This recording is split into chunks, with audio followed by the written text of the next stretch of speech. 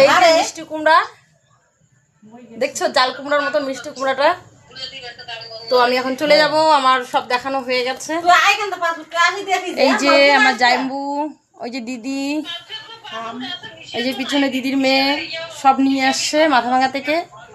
তো আমার শপিং করা হয়ে গেল, এখান থেকে বাজার করা হয়ে গেল। তো আমি চলে যাচ্ছি বাড়ি। Tata, bye bye. বন্ধুরা দেখো কতগুলো ভুট্টা, কতগুলো আম, তারপরে এটা হলো বেল, আর এটা হলো তিতা শাক।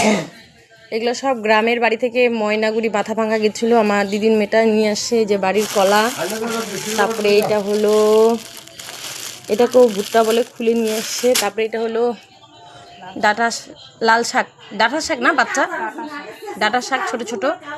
আর এটা হলো পাট শাক। আর এই যে বস্তায় করে আলু, অনেক কিছু নিয়ে আসছে। তো আমি এখানে চলে আসছিলাম দিদি বাড়িতে, আমার বাড়ির পাশে বাড়ি। তো আমি অল্প একটু নিয়ে নিলাম, এই যে অল্প শাক সবজি নিয়ে নিলাম। আর একটু ভরবো, ব্যাগটাকে ভর্তি করব, ভর্তি করে তারপরে বাড়ি চলে যাব। তো কার কার লাগবে শাক সবজি চলে আসো। দেখো তিতা শাকগুলো কত সুন্দর, অনেক সুন্দর তিতা শাকগুলো। কে কে খাও তিতা শাক অবশ্যই কমেন্টে জানাবা।